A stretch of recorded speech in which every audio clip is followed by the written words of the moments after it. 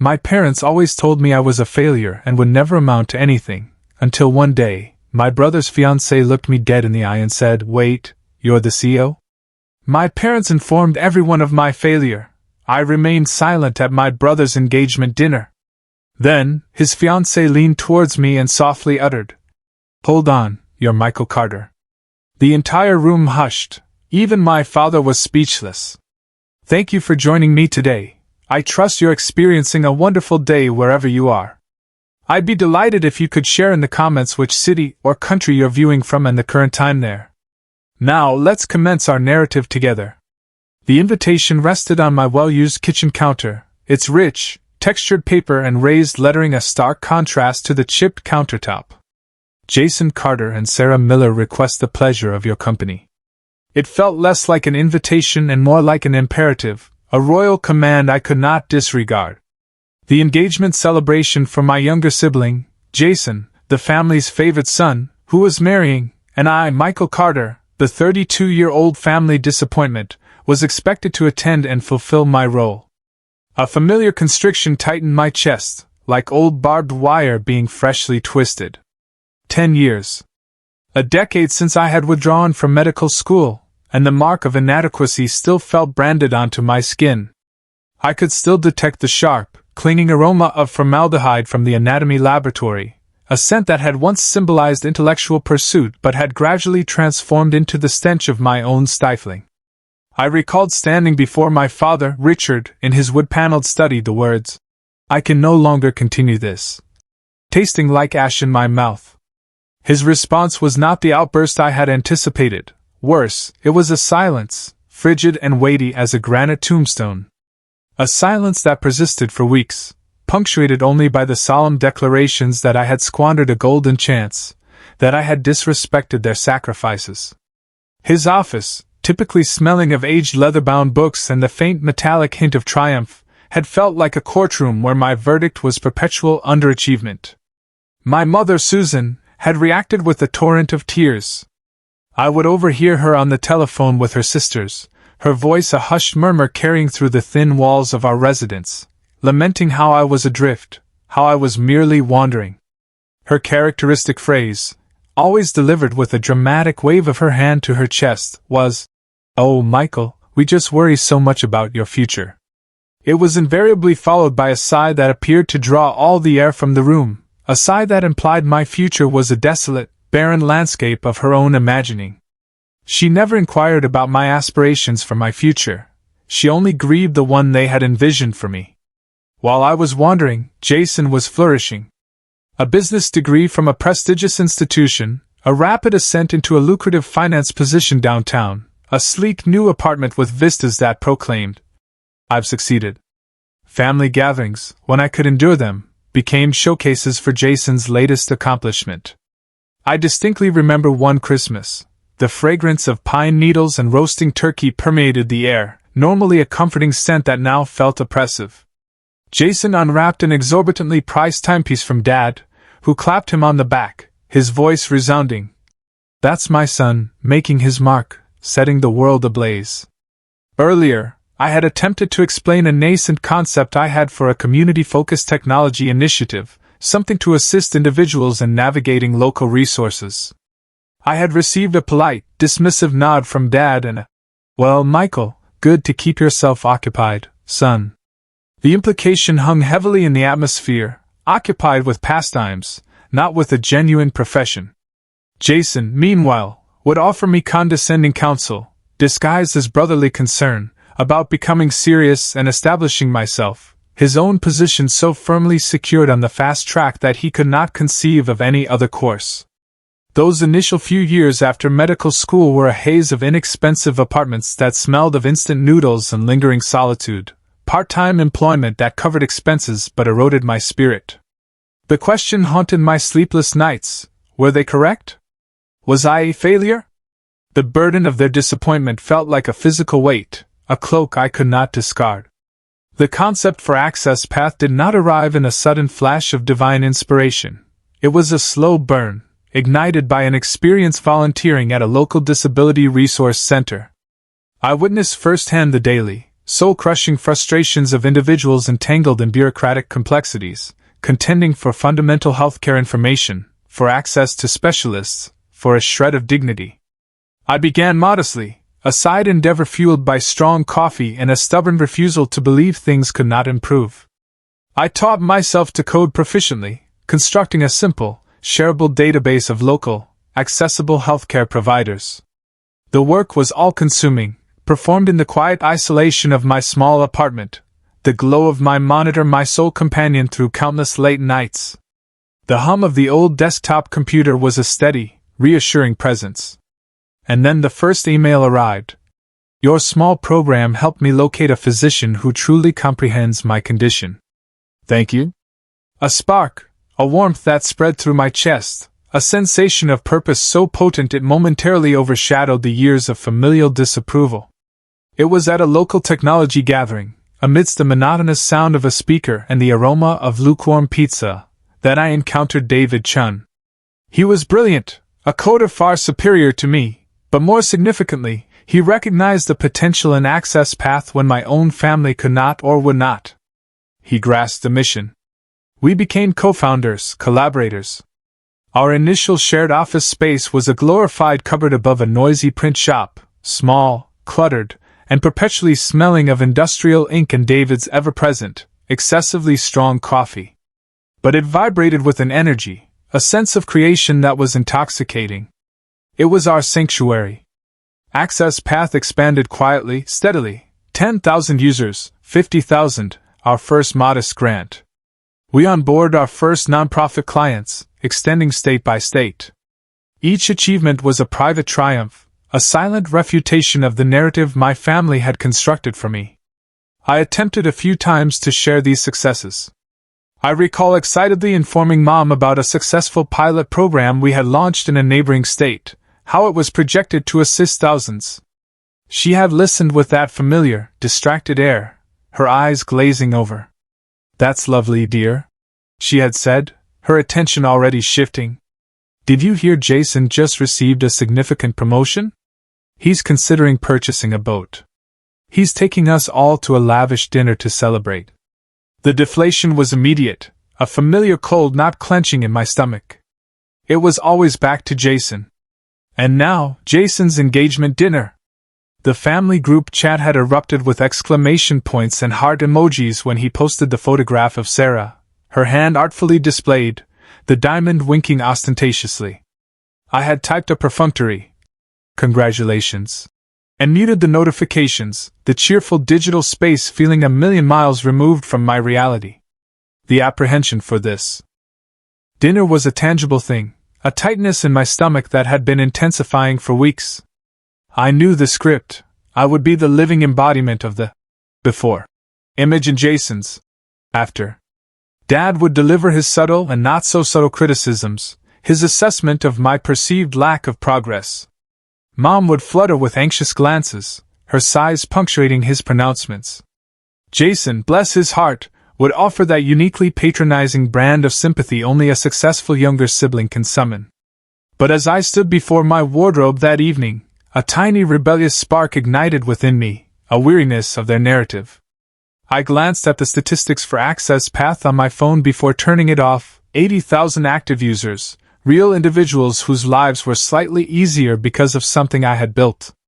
A small, almost imperceptible smile touched my lips, a flicker of pride I rarely permitted myself.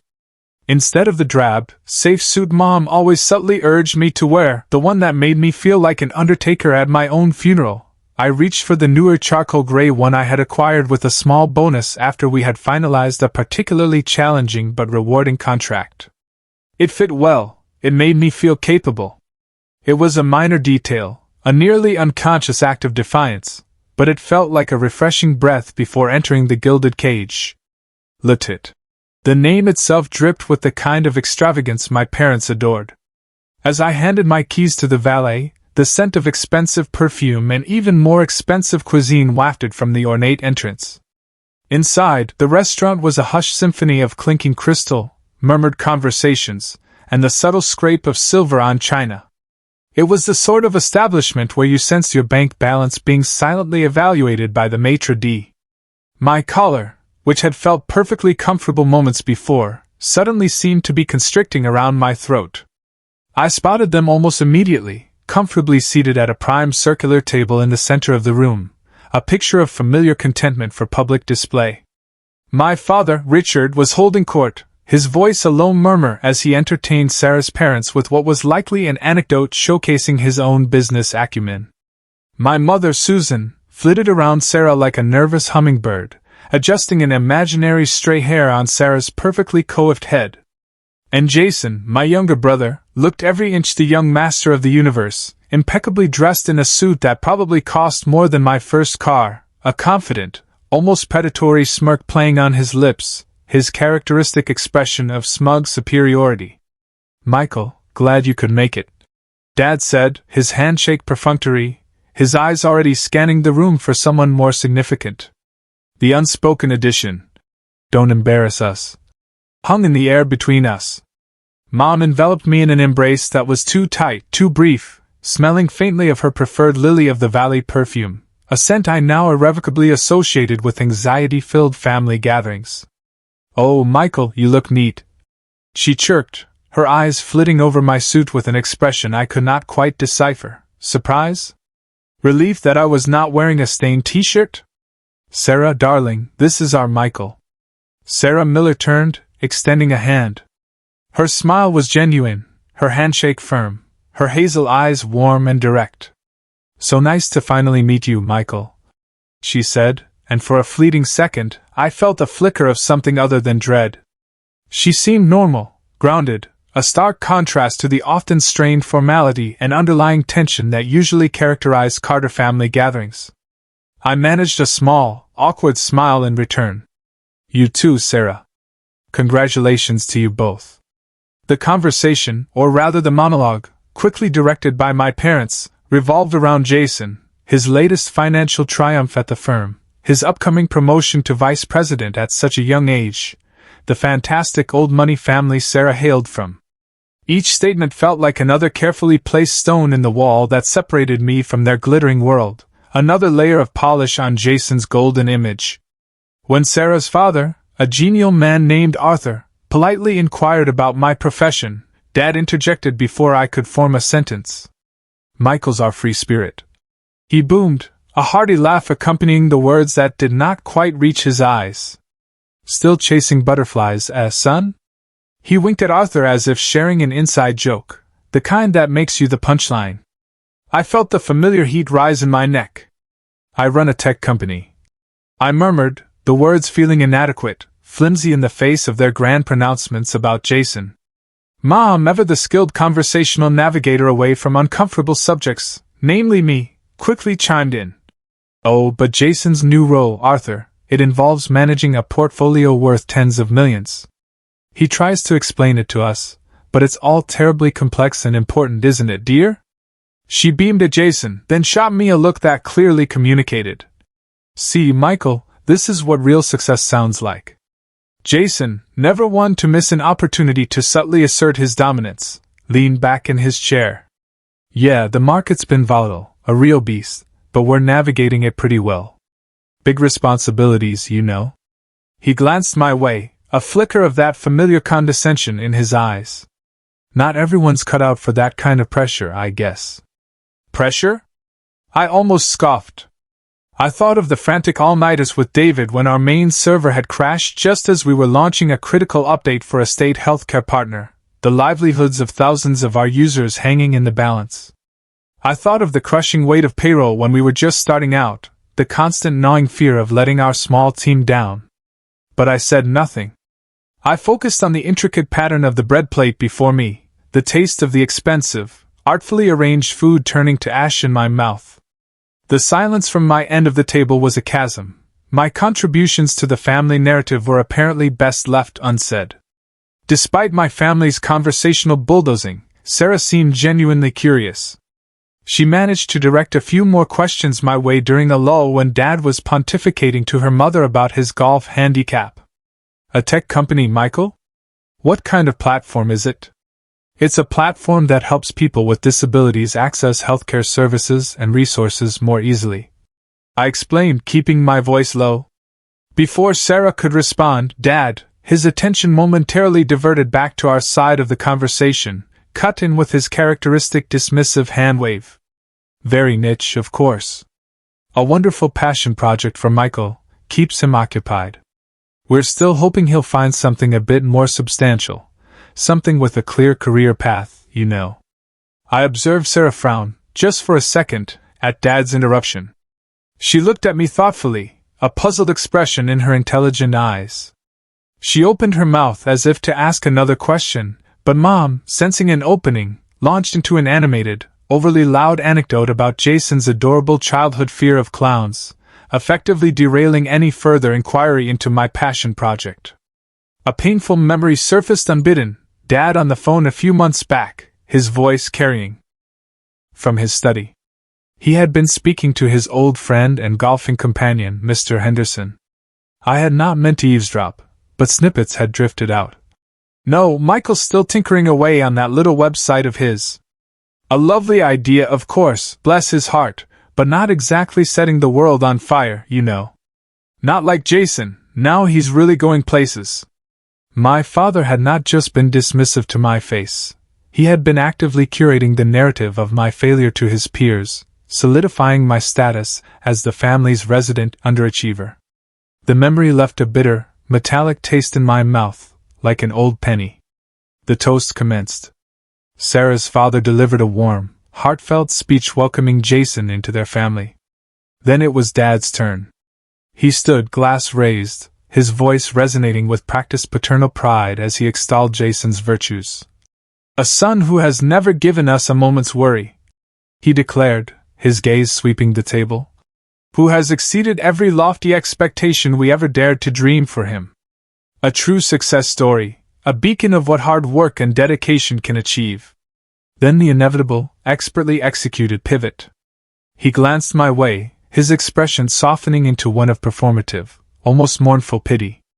Of course, he continued, his voice taking on a more somber tone. Life isn't a straight path for everyone. Some take detours. Some march to the beat of a different drum, however faint. We continue to support Michael, naturally, in finding his way, in discovering his own version of contribution. The words, though couched in feigned understanding, were a public branding. Michael the detour, Michael the faint drumbeat, Michael still lost.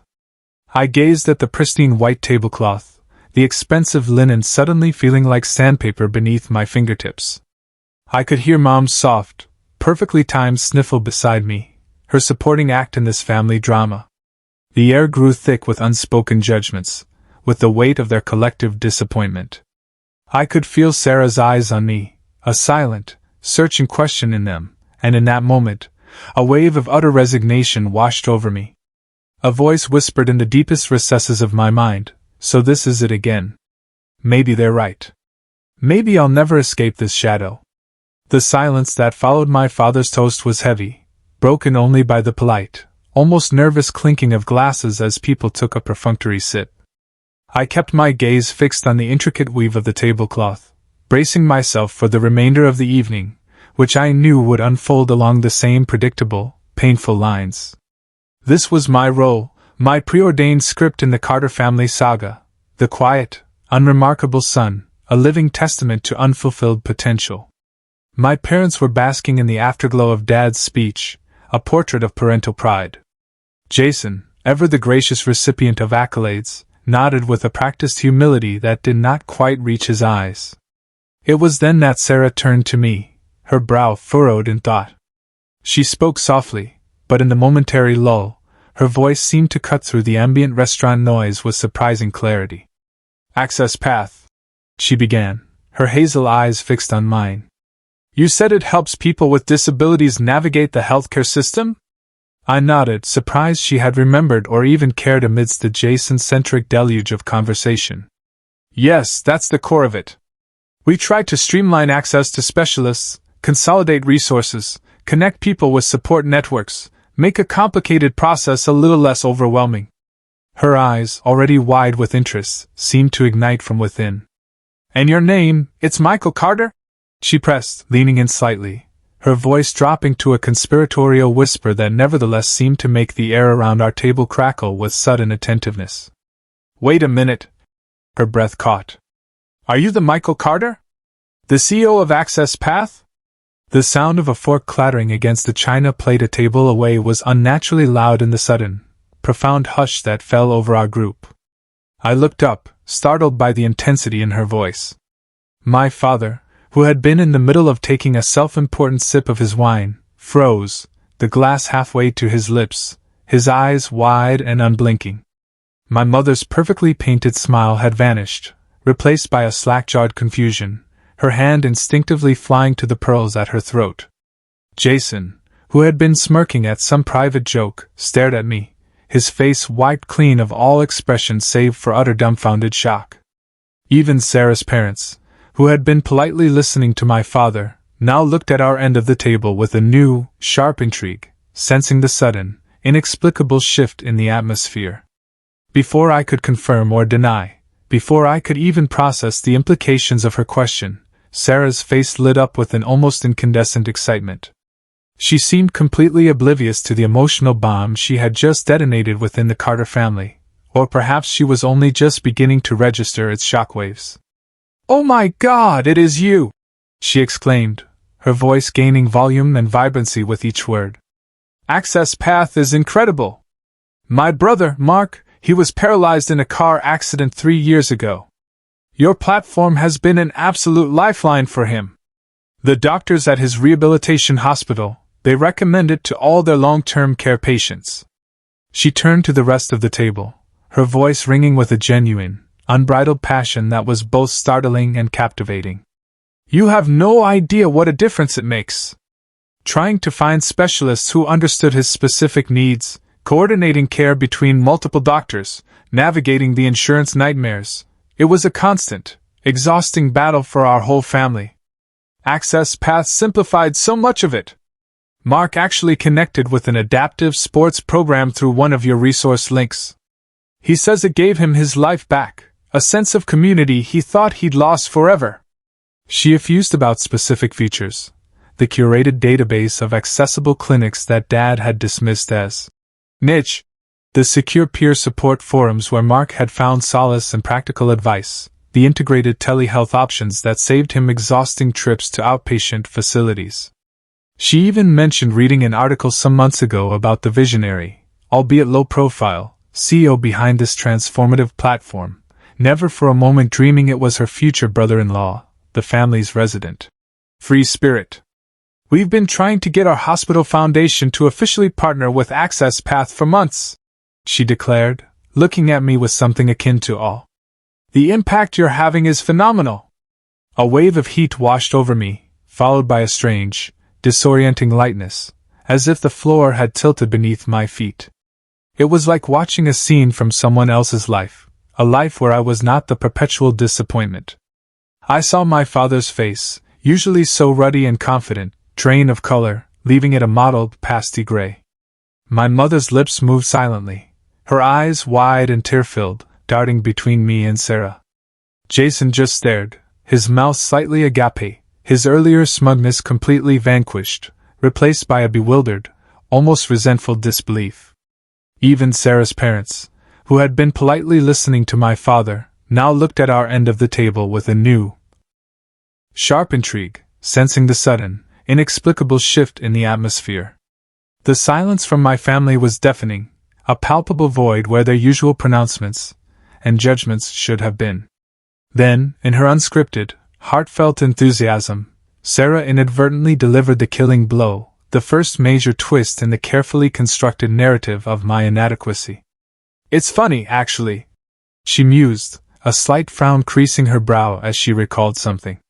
"Mark even mentioned hearing some people, quite wealthy and influential, he thought, talking rather dismissively about the Access Path founder at a charity gala he attended with his rehab group last year. Someone named Henderson, I think he said. They were apparently praising their son to the heavens, some finance whiz, and when someone asked about their other son, they sort of laughed and said he was working on some little website for the disabled. Very admirable in its own way, of course, but a shame he didn't follow a real career path like his brother." She paused, her gaze sweeping from my ashen-faced father to my visibly trembling mother, a dawning, uncomfortable realization spreading across her own features as she finally connected the dots. They said the family name was Carter. Oh goodness, she stammered, her hand flying to her mouth. I didn't realize. I am so sorry. Henderson. The name slammed into me with the force of a physical blow. Arthur Henderson. Dad's golfing buddy, his occasional confidant.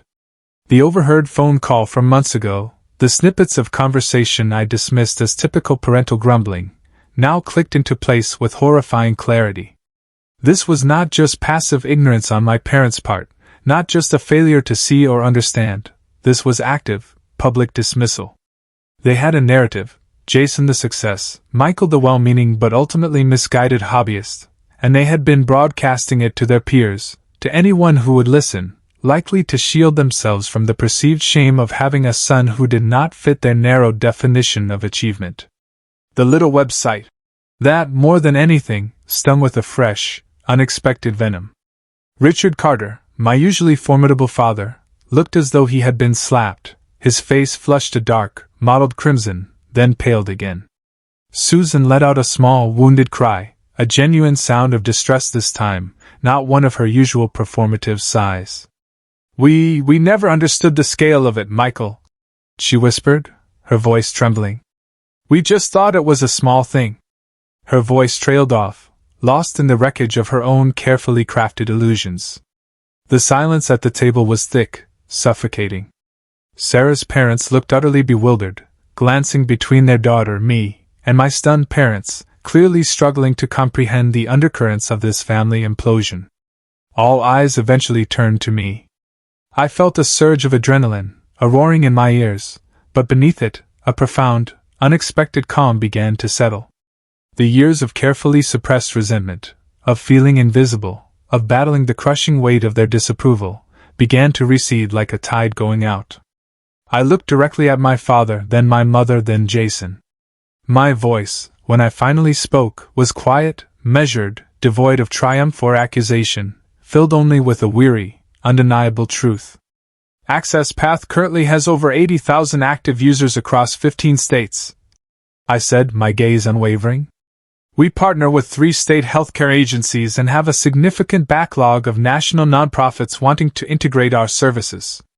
Last quarter, we closed our series of funding round with a lead investment from one of the top healthcare venture capital firms in the country. I did not raise my voice. I did not need to. I simply stated the facts that had always been true, whether my family had chosen to acknowledge them or not. The power dynamic in that opulent, suffocating room had fundamentally, irrevocably shifted. For the first time in my adult life, my father could not speak. He just stared at me, his mouth working silently, a man suddenly confronted with a reality he had long refused to see. The remainder of the engagement dinner passed in a blur of excruciating awkwardness. It was as if a bomb had gone off, and we were all sifting through the emotional debris. Sarah's parents, to their credit, attempted to salvage the evening with polite, albeit strained, conversation, now directing most of their questions about Access Path to me with a newfound, almost fervent respect. I answered them calmly, factually, providing details about our mission, our technology, and our growth, careful to keep any hint of gloating from my voice. There was no need for it. The truth was potent enough on its own. My father remained uncharacteristically silent for the rest of the meal, his face a shifting landscape of shock, embarrassment, and perhaps, just perhaps, a dawning, uncomfortable flicker of respect. He fumbled with his water glass, cleared his throat repeatedly, but offered no further pronouncements. My mother, on the other hand, seemed to shrink into herself. She made a few abortive attempts to explain their previous ignorance, her words dissolving into tearful, fragmented sentences like, We always wanted what was best for you, Michael. We just didn't realize it was so significant. Her characteristic sighs were still there, but they had lost their theatrical power. Now they sounded more like the slow deflation of a punctured balloon. Jason was a study in sullen resentment. He picked at his exquisitely prepared, undoubtedly expensive food, his jaw tight, avoiding my gaze entirely. The golden boy smirk was gone, replaced by a bewildered, almost resentful confusion that seemed to curdle his features. He looked like a king suddenly dethroned, bewildered by the abrupt shift in the kingdom's allegiance. I excused myself as soon as it was politely possible, the rich food I had barely touched tasting like cotton in my mouth. The goodbyes were stiff, hurried, a collective desire to escape the suffocating atmosphere hanging over us all. Walking out of Le Toit into the cool night air felt like surfacing for breath after being held underwater for too long. In the days that followed, my phone buzzed with an uncharacteristic frequency. My mother called multiple times, her voice thick with unshed tears and a newfound, almost cloying sweetness. "Michael, darling, we need to talk. Your father and we are so incredibly proud of you. We didn't always show it properly, did we?" Her familiar sighs now sounded hollow, stripped of their manipulative edge. My father, a man who typically communicated in declarations or dismissive grunts, actually left a voicemail. His tone was gruff as always, but laced with an uncharacteristic note of hesitancy, almost humility. "Michael, it's your father. Your mother and we'd like to understand more about this access path, your company. Call me when you have a moment." I let the calls go to voicemail. I listened to their messages with a strange detachment. The validation I had craved from them for so long, the approval I had once believed was essential to my self-worth, had finally arrived, gift-wrapped in their shocked realization. But now that it was here, it felt anticlimactic, less important somehow than the quiet, steady validation I had already found in my work, in the gratitude of Access Path users, and in the unexpected, objective affirmation from Sarah. I needed space, time to process not just their reaction, but my own. I did speak to Sarah. She called, her voice laced with genuine mortification, apologizing profusely if she had caused any family strife. I reassured her, my gratitude sincere. "You didn't do anything wrong, Sarah," I told her. "You just told the truth. Something they hadn't been willing to hear from me." A bond of mutual respect, an unexpected alliance, formed between us during that call. She mentioned, almost as an aside, that Jason had been incredibly defensive and frankly impossible to talk to since the dinner, snapping at her over trivial things. That comment about Jason lingered. I knew I needed to talk to him, not for an apology. I was not sure he was capable of one, but for my own understanding, to close that particular painful chapter. I met him for coffee a few days later at a neutral, impersonal cafe downtown. He was immediately on the defensive, his old smugness attempting a weak resurgence. "Look, I get it, okay? You're a big shot now, Mr. Tech Genius. No need to rub it in." The words were bitter, laced with an envy he did not bother to conceal. I kept my voice even, calm. "This isn't about rubbing it in, Jason. This isn't a competition. I just want to understand something. Did you have any idea about Access Path, about its growth, its impact?" He scoffed, stirring his latte with unnecessary vigor. "How would I know? You were always so secretive about your little projects, always off in your own world." "I wasn't secretive, Jason," I said, my patience wearing thin. "I tried to tell you. I tried to tell all of you, numerous times. You just weren't listening." I reminded him specifically of the TechCrunch article I had emailed him the previous year, the one detailing our seed funding round, the one where I genuinely asked for his financial insights on scaling. His reply at the time, a memory that still stung, had been a flippant, one-line dismissal. "TLDR bro, sounds like nerd stuff. Stick to what you know and let me handle the real money." His facade finally cracked. He stared down into his coffee cup as if searching for answers in the swirling foam. "All right, fine," he muttered, his voice barely a whisper. "I saw the article. I even Googled Access Path after that. I knew it was getting big. Bigger than I thought." I waited, letting the silence stretch. "I didn't tell Mom and Dad the full extent of it," he finally confessed, the words tumbling out in a rush, his face flushed with a deep, unbecoming shame. "You were always the artistic one, the sensitive one, the one who needed sheltering. I was the smart one, the responsible one, the one who was going to make them proud financially. If you suddenly became this tech millionaire or whatever, where would that leave me? What would my role be then? It was just easier to let them keep thinking you were struggling a bit. Kept things simpler. A wave of profound sadness washed over me, eclipsing any anger I might have felt. My own brother. This was the second, and perhaps more painful, twist, his deliberate, calculated decision to keep my success under wraps, to maintain his favored status, to protect his own fragile ego. This, I realized, was my true rock-bottom moment in terms of my old family dynamic, the final crushing realization of how deeply flawed, how conditional their love and support had always been. The last vestiges of my childhood illusions about family loyalty crumbled into dust. I felt a hollow ache in my chest, a void where those illusions used to reside. Armed with this painful clarity, I had one last difficult conversation with my parents, together. I did not shout, did not accuse. I simply, calmly laid out how their words, their actions, their relentless comparisons, and their dismissiveness had made me feel for the past decade. Your definition of success was so narrow. I told them, my voice steady despite the tremor I felt deep inside. And because I didn't fit into it, I was made to feel inadequate, like a constant disappointment. I don't need you to understand Access Path's balance sheet now, or to be impressed by venture capital. I needed you to see me then, to value my efforts regardless of the outcome. I told them I needed space, significant space, to redefine our relationship on new terms, my terms. There were more tears from my mother, a stunned, uncomfortable silence from my father. But as I walked away from that conversation, I felt a profound sense of release, as if a heavy weight I had not even realized I was carrying had finally been lifted from my shoulders. I no longer needed their approval to feel worthy. I threw myself back into Access Path with a renewed vigor, a clearer sense of purpose. The company thrived.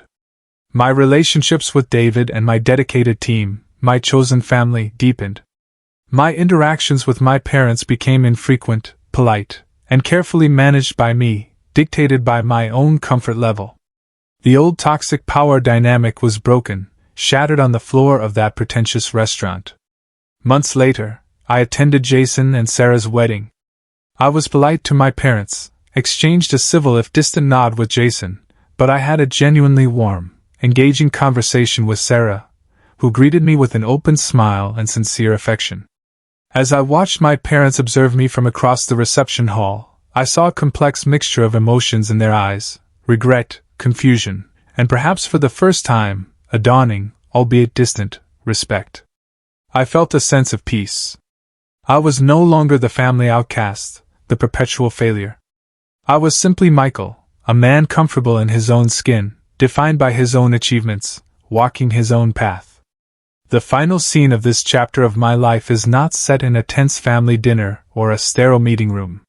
It is me standing on a stage at a major healthcare technology conference, the spotlight warm on my face. I am delivering a keynote speech about Access Path's mission, about the power of technology to bridge gaps and empower individuals.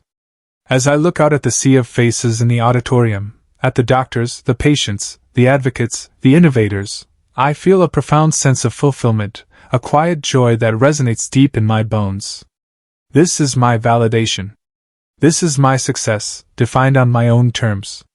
For years, I allowed my family to write my story, casting me in the role of the son who faltered, the one who did not measure up. It took an outsider's voice, an unexpected catalyst, to help me begin to reclaim my own narrative. But the real journey, I have come to understand, was not about forcing them to see me.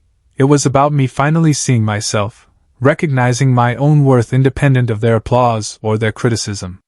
It was about understanding that true fulfillment comes not from fitting into a pre-drawn box, but from building something meaningful, from touching lives, from pursuing a purpose that sets your own soul on fire. What chapter of your own story are you ready to rewrite?